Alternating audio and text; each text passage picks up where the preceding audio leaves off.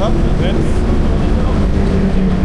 Verändert, also das heißt, ich glaube, das passt. Es hat sich null verändert, also es guckt auch nicht nach, also es wird auch nicht besser oder so. Normal hätte ich vermutet, dass es irgendwann... Hauptsache es verzögert. Hauptsache es tut, ja. Es ist am Unterlenker so ein bisschen komisch, weil dann kann ich eigentlich nicht bremsen. Also, weil es halt da so nah rangeht, aber oben geht's gut. Insofern...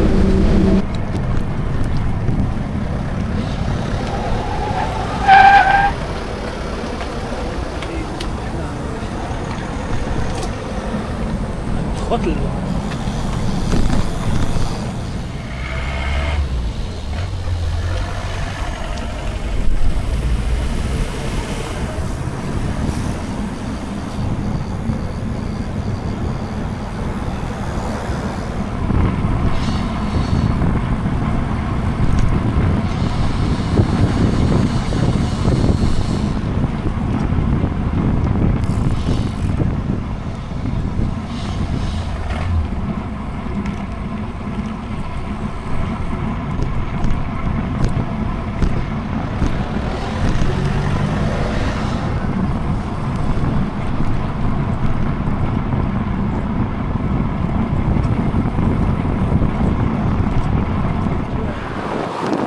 Gran Canaria gestartet. Jochen fährt da vorne. 10 Meter vor mir.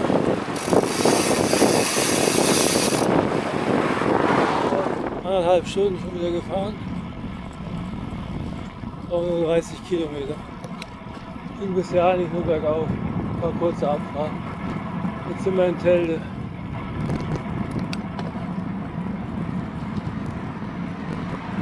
Es ist 23:37 Uhr. Es ist relativ kalt. 14 Grad im Schatten. Und Schatten ist hier überall in der Nacht. Auf dem Schiff eine Tüte Nüsse gegessen, ein bisschen was Salziges.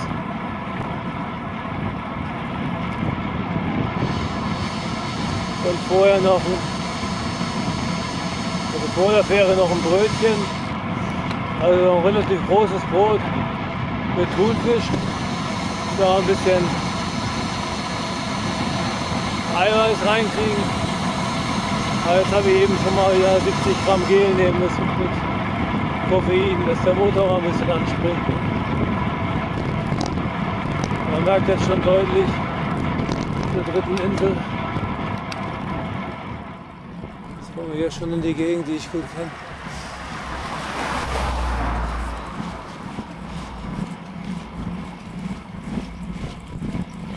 Ich weiß jetzt aber nicht, wie es hier ausgeht. Aus Paloma sind wir nach 100 Kilometern. Es müsste so 4 Uhr früh sein. Weil das so kalt in den Bergen ist. Wenn es hier unten schon so kalt ist. Ich muss nach San Bartolomé hoch. Das liegt auf 1000. Und dann eine lange Abfahrt nach Las Palomas runter. Und das morgens um 3. Das wird kein Spaß. AGWS, 275 Meter hoch, 9 Grad, wird immer kälter, gleich 12:30.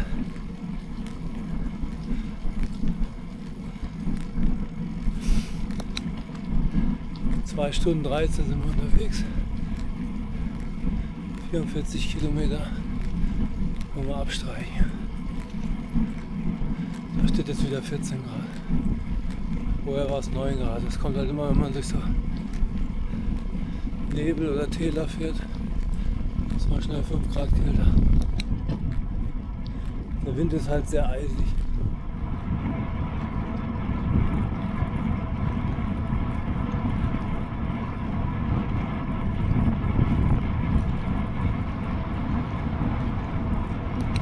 Ja, das ist ja schön für sich. Nichts los. Auch schon lange niemand mehr getroffen. Vorne sehe ich ab und zu ein rotes Blinklicht. 10, Gran Canaria. Der Wind ist praktisch weg. Ich bin in dem langen Anstieg nach Santa Lucia und dann nach San Bartolomé und dann rund 1000 Meter nach Maspalomas. Man hört nichts. Du kannst hier das Gras wachsen hören. Jetzt 3 Stunden unterwegs, 57 Kilometer gefahren. Da geht nicht mehr so richtig was voran. Und halt auch viele Höhenmeter. Gefühlt geht es immer nur bergauf.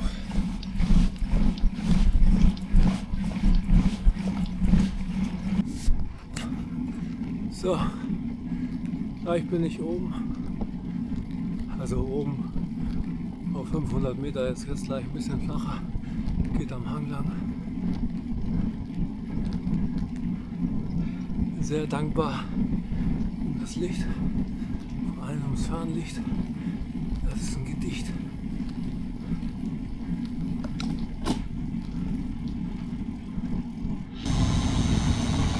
Kurz die Handschuhe anziehen, wo ich mich hier aufs Maul lege, weil die sind so zerknüttelt, dass ich gar nicht sehen kann, wo der Daumen ist. Mein Daumen, apropos Daumen, der tut ziemlich weh, wo ich mich da an die Knöchelkuppe geschnitten habe. Ich hoffe, das entzündet sich nicht. Das Pflaster ist total durchgeblutet gewesen und jetzt ist alles schwarz gewesen. So hat die Besatzung von der Fähre mit der Isolierband rumgewickelt. Ja, hoffe ich mal, dass das reicht, dass das tut und geht. 40. Kommen wir jetzt nach Santa Lucia. Dann geht es nochmal runter. Nochmal 500 Meter hoch. Oder 400. Nach San Bartolomé. Jetzt knapp auf 700. Es ist saukalt. Ich schätze mal so 4-5 Grad. Ne, 9 sagt der Garmin. Fühlt sich kälter an. Bin auch schon ziemlich kaputt.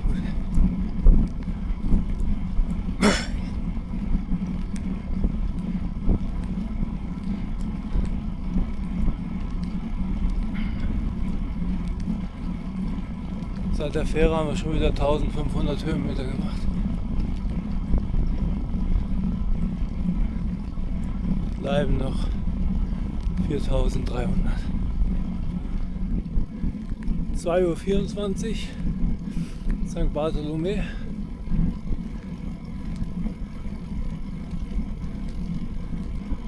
Und vor dem Ort biege ich links ab. Immer so ein steiler Stich. Und dann geht es 20 Kilometer runter. Es ist hier saukalt. Voll die kalten Füße. Finger, ich schwitze auch ein bisschen. Was jetzt schlecht ist. Muss aber die Regenjacke überziehen, ich muss gleich anhalten. Pinkeln, Regenjacke überziehen. Regenhandschuhe. Sonst geht das nicht mit der Abfahrt. 20 Kilometer darunter mit teilweise 80 km/h. Da wird es mal so richtig kalt werden.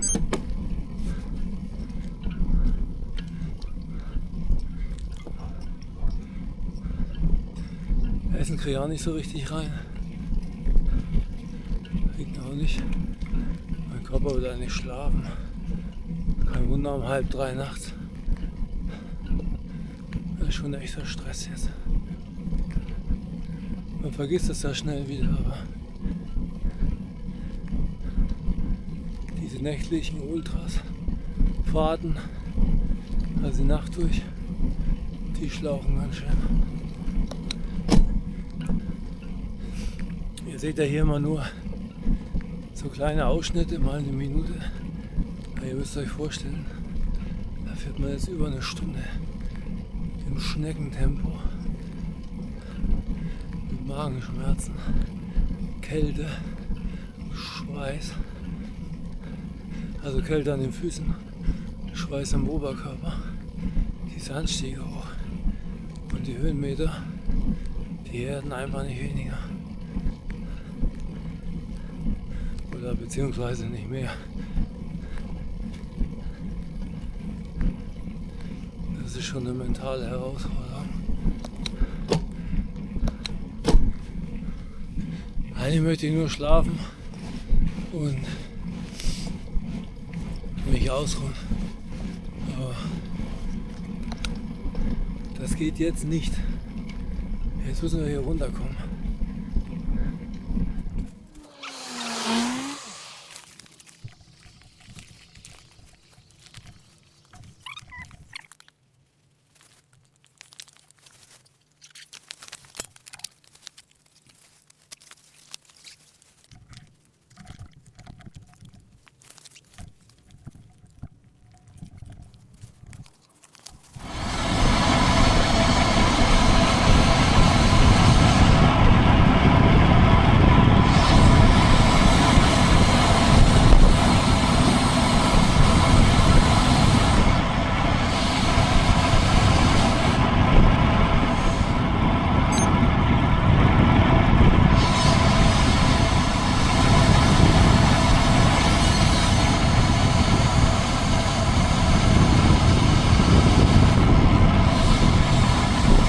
Kleines Bergdorf, geht so eine Weile runter und dann kommt ein scharfer Gegenanstieg. Und dann geht es voll ganz runter. Mit den Regensachen an, Überschuhe, Handschuhe, Regenjacke. Da geht es so einigermaßen. Also schon frostig. Alles gut geklappt. Meine 3 Mitstreiter, die habe ich verloren. Die sind noch nicht so schnell am Berg. Jetzt muss ich nur was finden, wo ich Wasser herkriege. Am liebsten würde ich mich mal irgendwo aufwärmen. 2 Stunden schlafen, ich bin todmüde. Jetzt fahren wir in das Tal zum Aufstieg. Da wo wir jetzt den ganzen Plastikkram wieder ausziehen. Sonst ist es zu warm.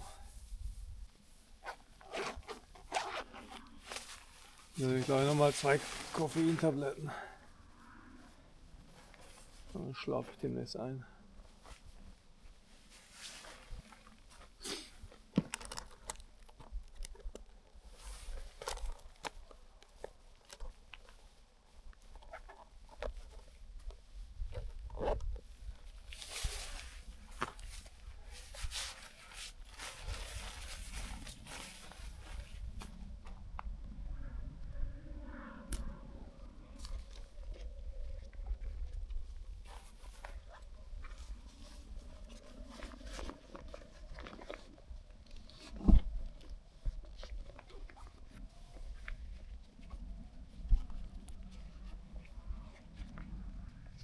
Bin jetzt so 24 Stunden wach. Geht eigentlich noch ganz gut. Konzentration ist noch da. Dass ich Sachen nicht mehr auf die Reihe kriege. Flasche zurückstecken, den Flaschenhalter. Habe ich eben nicht mehr hingekriegt. Ich muss hier anhalten. Bin jetzt 24 Stunden wach. Einmal 2 Stunden Fähre. Einmal eine halbe Stunde Fähre. Und jedes Mal so eine halbe Stunde, 45 Minuten auf Fähre warten, aber da hat man ja auch was zu tun. So, schon bald 400 Kilometer gefahren. Hier kommen ja die Kilometer nicht so schnell zusammen auf Gran Canaria. Hier hat es ja in Summe 6000 Höhenmeter. Und ich habe jetzt 2200 gefahren, also nicht mehr die Hälfte. Hier ist jetzt gerade ein Campingplatz. Ich dachte, da ist gleich noch eine Bushaltestelle.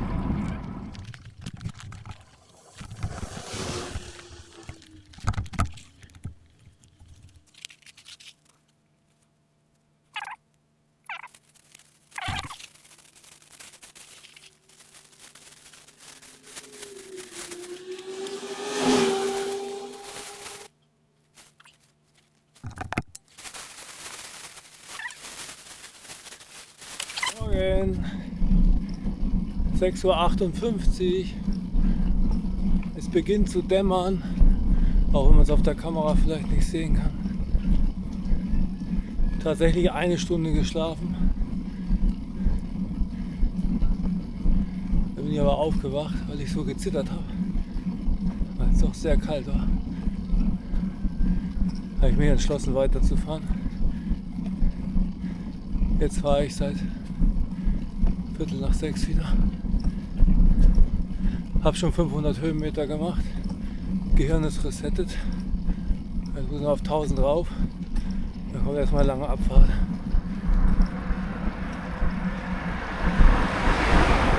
Der obere Teil von diesem Anstieg ist aber super steil und ist teilweise so aufgerissener Asphalt, so Schotter. Ich muss aufpassen wegen den Reifen, nicht, dass ich mir da was kaputt mache. Ja, Wattzahlen sind immer noch scheiße. Jetzt einen Haufen Gummibären gegessen, mir ein halbes Gel reingedrückt. Das wollte eigentlich gleich wieder raus. Ein bisschen Wasser drauf, dann geht's.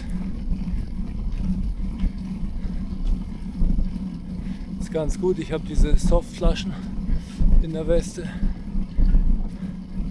Da habe ich also immer 1 Liter Wasser in der Weste und Trinkflaschen mit Kohlenhydraten am Fahrrad. Das hat sich jetzt eigentlich bewährt, weil hier wirklich nicht so oft Verpflegungsstellen kommen.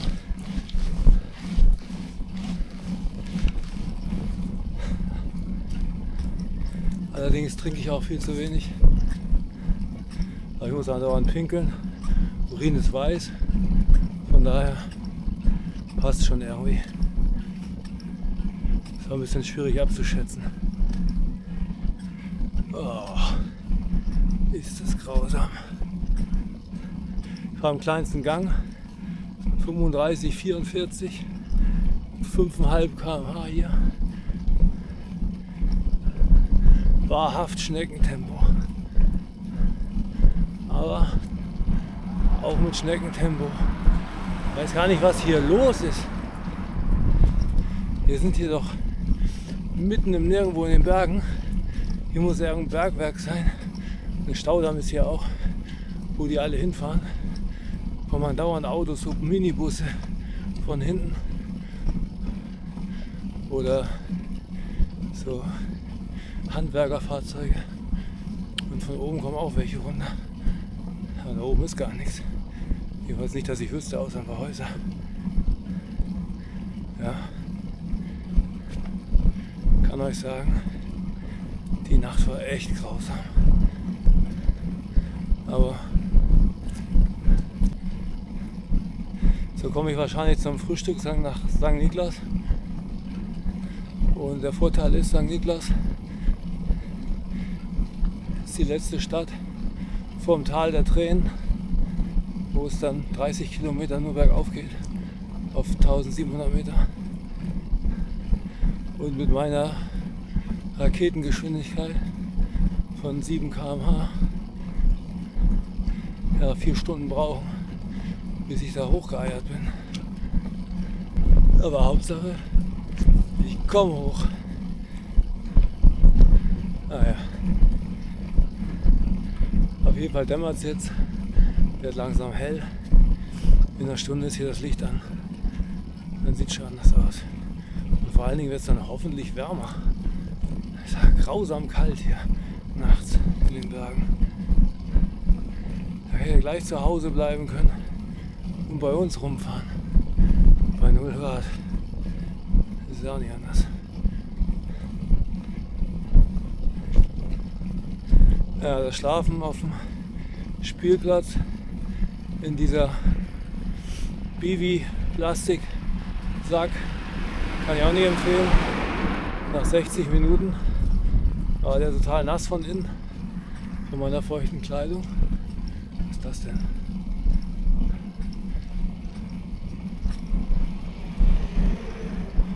Krass. Das waren gestapelte E-Bikes. Also E-Roller, wenn es alles gibt. Und an Zusammenlegen ist mit dem Ding auch nicht zu denken. Das ist ja eine riesen gefaltete Plastiktüte. Jetzt muss ich erstmal sehen, dass ich das irgendwie kleiner kriege. Ich weiß nicht, wie ich das machen kann. Das brauche ich ja vielleicht nochmal. Eine neue Herausforderung. So. Dann strampel ich mal weiter. Ciao. Um zum Sonnenaufgang. Perfekt. Gutes Timing. Allerdings eigentlich der reine Zufall. Die Straße, die wird jedes Jahr schlechter. Aber schön ist. Alter. Diese Straße.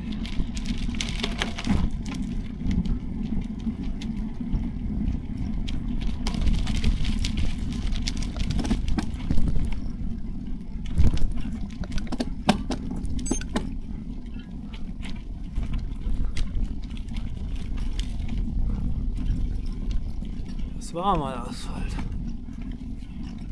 Ein Foto machen. Die Sonne ist noch nicht ganz da. 7:38 Uhr. Aber ich kann jetzt nicht 20 Minuten hier warten.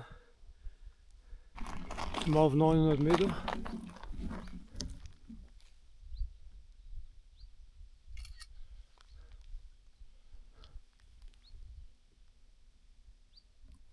Immer das Gleiche. Anziehen, ausziehen.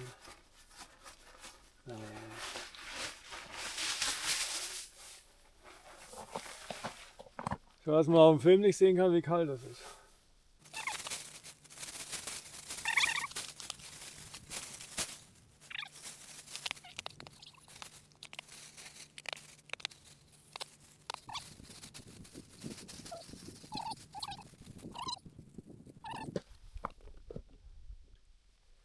Jetzt fahren wir runter. Hier runter ist meiner Meinung nach die schönste Abfahrt auf Gran Canaria. Super Asphalt, schlängelt sich runter, aber man sieht hier vielleicht auf der Kamera, auf der Straße mit der Kamera,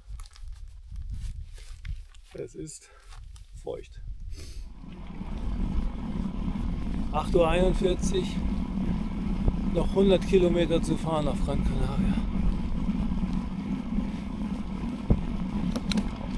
Das ist der letzte Anstieg nach St. Niklas. St. Niklas gucke ich, ob ich was Warmes zu essen kriege. Bis dahin sind es noch so 15 Kilometer. Ich muss jetzt einfach die Jacke ausziehen, weil jetzt ist die Sonne ums Eck gekommen. Und sofort ist es heiß. Man denkt immer, nach der nächsten Ecke ist Ober. Ein Pustekuchen. Nach der ersten Ecke siehst du erstmal, wo vielleicht oben sein könnte.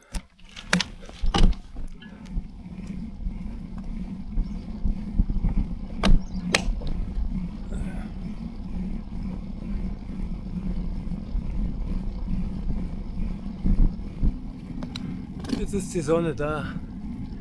9 Uhr. Da ist die Sonne auch über dem Berg. Noch 10 Kilometer bis St. Niklas.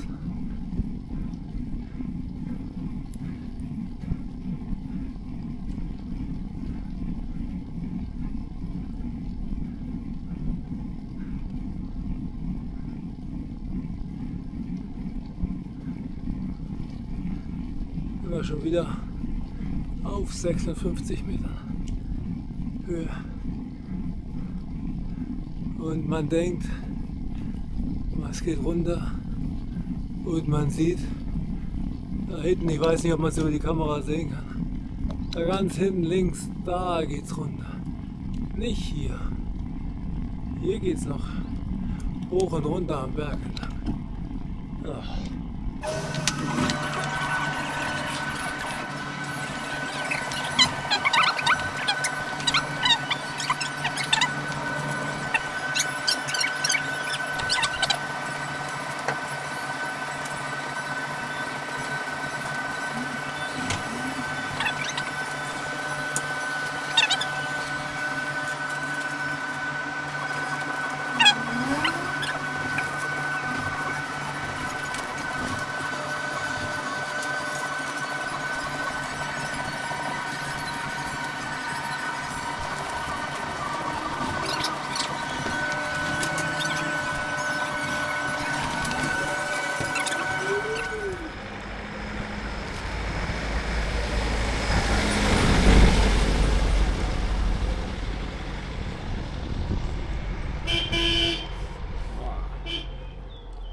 geht es mir schon besser.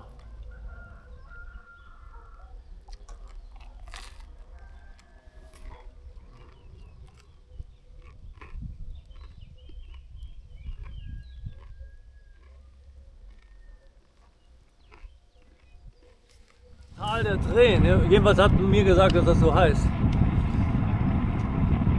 30 Kilometer geht es ja bis 1700 Meter hoch.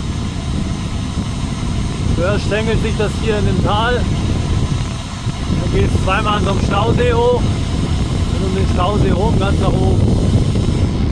Sehr schön hier. Noch ein bisschen aufpassen. Viele Mietwagen und Touristen fahren hier. Viele Motorräder.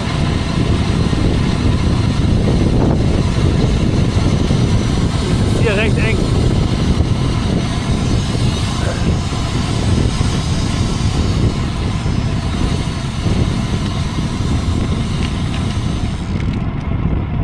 Und hier gibt es immer Steinschlag. So, da geht's hoch. Die Serpentin.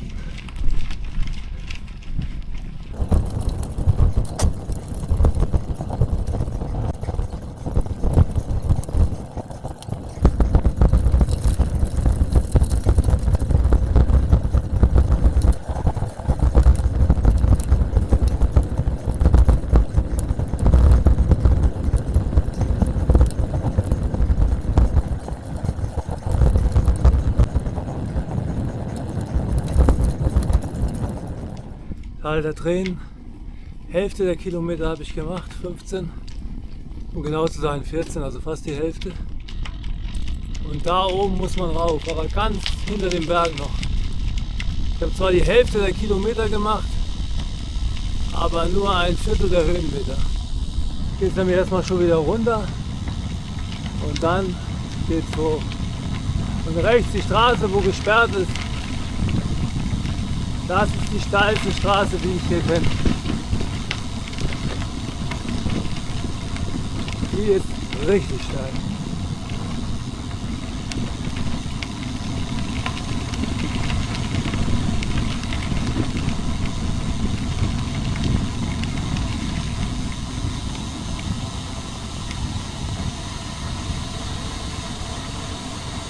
So viel Wasser war in dem Stausee schon lange nicht mehr. Letztes Jahr war der fast ausgetrocknet. Machen wir Piano, dass ich ein bisschen länger erholen kann.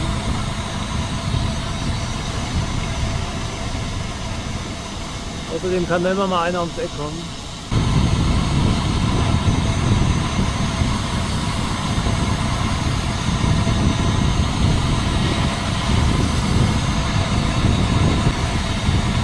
So wie es schattig wird, ist das sofort kalt. Aber sonst ist es sehr angenehm in der Sonne. Ich habe schon alles ausgezogen. Dreimal anhalten, nur wegen Ausziehen. Sobald das lange Unterhemd aus hatte, muss man alles komplett ablegen. Und hier beginnt jetzt bei 365 Metern der Anstieg. Also 1400 Meter geht jetzt hoch. Da unten waren wir eben, als ich die letzte Aufnahme gemacht habe.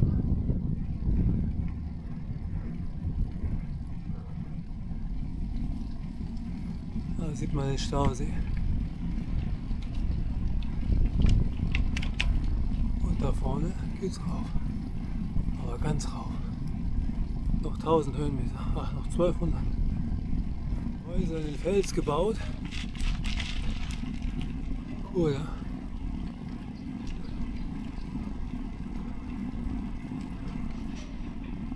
Uhr, jetzt seit 13 Stunden von der Fähre und 11 Stunden, 10 Minuten tatsächlich gefahren.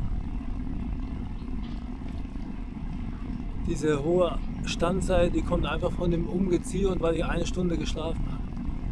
Und ich war einkaufen und habe Frühstück gegessen und mich dann auch wieder umgezogen. Das Umziehen, das dauert einfach. Vor allen Dingen, wenn man ein langes Unterhemd anziehen muss. Wintertrikot, das andere alles aus. Stautaschen alle leer, wieder voll. In jeder Abfahrt den ganzen Gummikram anziehen, sonst verreckt man da. Kriegst du so kalte Finger und Füße. Jetzt kann man die Häuser noch mal schön sehen, wie sie in den Fels gebaut sind.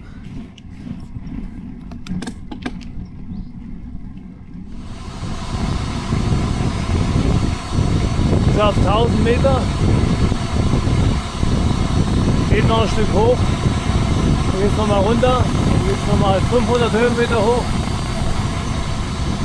Dann geht es eigentlich nur noch runter. Da ist aber so ein kleiner Zwischenanstieg. Hier ist eine meiner Lieblingsstellen, hier oben. Schafe.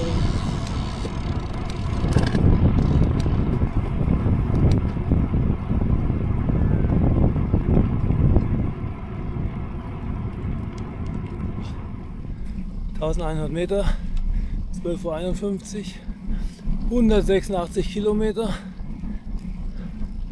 noch 3 Kilometer bis zum Brunnen. Aber wer gedacht hat, dass es jetzt flach geht, der hat sich getäuscht. Aber das habe ich schon gewusst. Ich bin ja nicht zum ersten Mal. So, letzter Anstieg. Ist auf 1260 Metern. Das geht noch eine Weile. Ich glaube 1500 oder 1700, ich weiß gar nicht genau. Zur Fähre. Die fährt um 15 Uhr, 15:30 Uhr. Jetzt ist 14:08 Uhr. Die werde ich nicht kriegen. Dann um 17 Uhr. Die werde ich wahrscheinlich kriegen. Um 19 Uhr auf Teneriffa. So wieder genau in die Nacht. Und ich bin so müde und so platt, dass ich auf diesen Teil der Nacht auf gar keinen Fall hochfahre. Ich denke, ich werde da ein Hotelzimmer nehmen und nochmal 4-5 Stunden schlafen und dann vielleicht um 4 oder so losfahren. Die letzten beiden Inseln, das sind dann noch 7000 Höhenmeter und 250 Kilometer. Das mache ich auf keinen Fall am Stück. Da hole ich mich die nächsten 2 Monate nicht von. Der massive Schlafentzug tut mir auch gar nicht gut. Muss auch gar nicht sein. Weil die ersten sind jetzt auf der Fähre. Da fahren die ersten 10, 15 das Rennen unter sich auf. Ob ich dann nur einen Tag früher oder später ankomme, ist scheißegal. Ist nur fürs Ego. Kriegt kein Haar nach.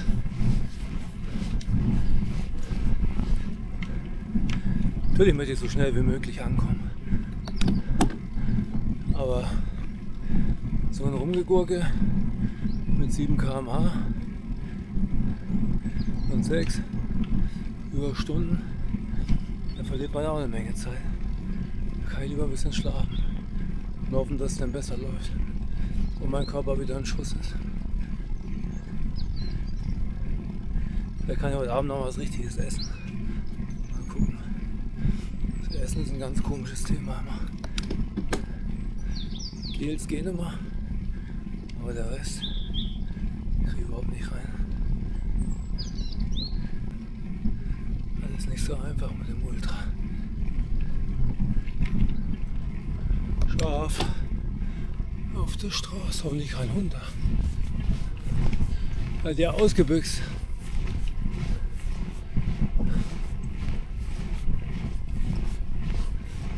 So, neue Kruste Täler. Das war der letzte Gipfel auf Gran Canaria. Es geht jetzt zwar noch ein bisschen hoch, aber so der letzte offizielle Gipfel. Es ist 14:35 Uhr, 1500 Meter, 13:08 Stunden sind wir unterwegs.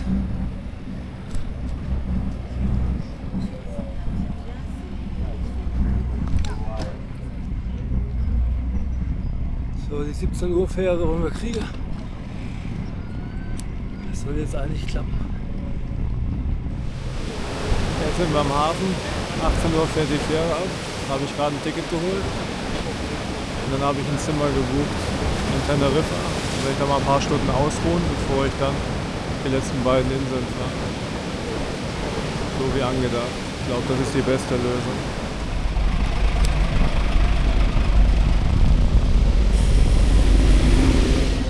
Hi. Hey. Zijn we de enige drie? Ja.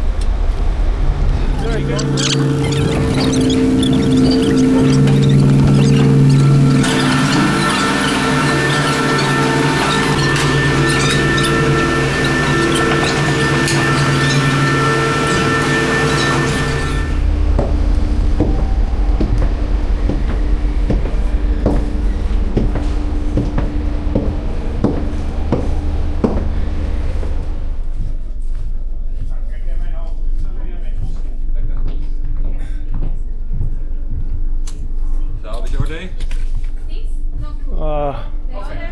I was so tired. Just order food.